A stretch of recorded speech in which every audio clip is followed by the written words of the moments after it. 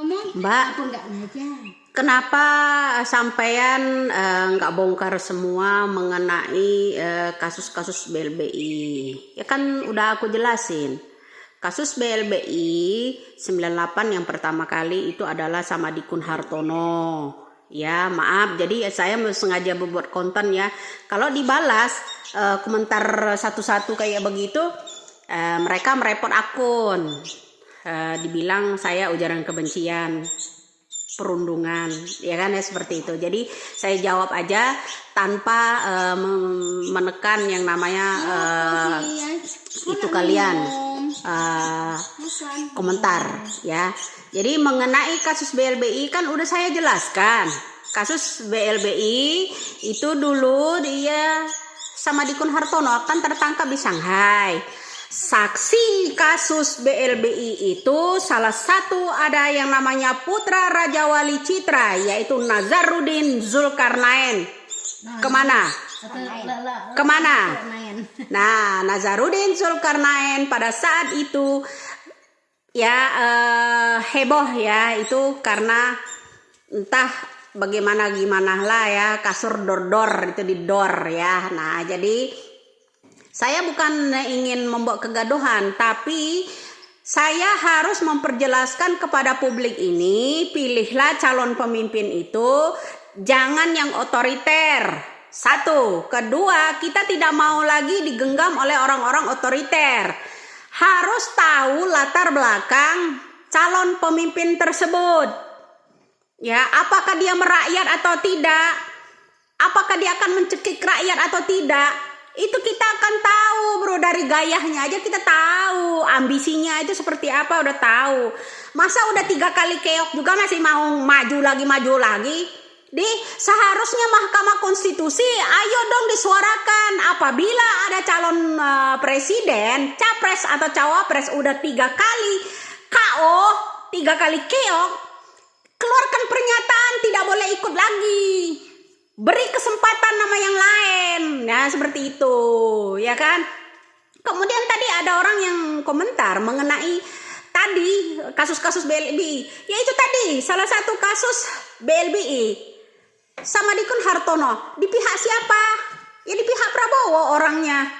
Jadi Dewan Penasehat dari Gerindra. Kemudian ada Sudrajat Djiwandono, mantan gubernur BI yang dulu kasus suap 98, menyuap-nyuap yang namanya anggota-anggota DPR agar Soeharto itu menandatangani itu atas perintah siapa? Ya kan siapa yang ngurus itu dulu? Ya itu salah satunya ada Fadlizon. Semua orang-orang itu ada di mana? Fadlizon ada di Gerindra. Sudrajat Djiwandono ada di Gerindra. Sudrajat Djiwandono itu diangkat oleh Prabowo sebagai yang namanya gubernur Jawa Barat. Kala itu diangkat oleh itu. Juga ada yang namanya Burhanuddin Abdullah. Di situ ada orang-orang siapa di sini? Orang-orang yang ada di Al Zaitun pun itu masih menyangkut orang-orang masuk ke cendana. Salah satu ada Kiflan Zen. Ya masuk semua orang-orang ini. Ya salah satu. Tahu enggak kalian? Ustadznya cendana yang pertama kali, Hidayatullah. Itu harus kalian simak kembali. Siapa saja sih yang selalu gembor-gembor? Nah, tadi kasus-kasus BLBI. Udah kan, udah jelaskan orang-orang yang kasus BLBI, kasus BI, mantan gubernur BI, semuanya ada dari Gerindra, termasuk Fadlizon. Ya, kalian selalu teriak-teriak komunis. 2019 lalu, ketua komunis yang dari luar negeri ada pertemuan dengan siapa? Fadlizon dengan Prabowo. Di gedung mana? Di gedung Gerindra. Kalian harus tahu itu. Jangan diem aja. Jadi calon pemimpin itu kita harus tahu. Mana sih orang-orang yang berteriak PKI maling, teriak maling. Kita harus waspada. Indonesia harus terbuka. Kita nggak mau lagi digenggam lagi sama orang-orang yang dulu. Ya kan, seharusnya Mahkamah Konstitusi mengeluarkan orang yang sudah 3 kali keok itu ya, memberikan kesempatan pada orang lain. Bukan ada undang-undangnya toh di Mahkamah Konstitusi, ya kan? Lah, apa bedanya kalian Jokowi 3 periode. Kalian bilang itu melanggar hukum, melanggar aturan Mahkamah Konstitusi, kata oposisi, ya kan? Kemudian bagaimana dengan Prabowo? Udah 3 kali. Bagaimana kok ini dibenarkan oleh oposisi? Tidak diangkat. Kalau undang-undang Mahkamah Konstitusi itu ada, tidak memperbolehkan lagi, ya kan? Beri kesempatan dong sama yang lainnya. Masa itu lagi? Nggak ada lagi apa generasi muda? Kan katanya butuh pemimpin yang muda, ya kan? Walaupun kita butuh pemimpin yang muda, kita harus tahu latar belakangnya, ya. Jangan orang-orang yang bersih-bersih tato dulu, ya. Jangan orang-orang yang setengah-setengah. Jadi TNI berhenti di tengah-tengah, jadi gubernur nggak jadi. Nah itu, jangan yang setengah-setengah, ya. Jadi otaknya nanti setengah juga, setengah mikir, setengah enggak. Maunya instan, ya kan? Partai aja di partai keluarga. Udah paham mengenai siapa tadi, mengenai kasus BLBI? Itu biangnya ada dari Gerindra, kasus-kasus BLBI. Saksi kasus-kasus BLBI karena pada saat kasus BLBI diungkit oleh Ibu Mega pada waktu itu, makanya Bu Mega digulingkan sama seseorang. Ya, ingat ya. Ibu Mega itu digulingkan sama seseorang karena takut kalau yang namanya kasus BLBI itu diungkap. Udah berapa ratus miliar ya Ibu Megawati mengusut yang namanya kasus BLBI waktu itu. Saksi kasus BLBI yang memberikan keterangan itu tahu persis perjalanan kasus BLBI itu, salah satu adalah Nazarudin Zulkarnain, putra Raja Wali Citra. Siapa? Entahlah ya. Antasari yang tahu, cuman Antasari yang dikambing hitamkan. Jadi Angelina Sondak pun itu semua tahu.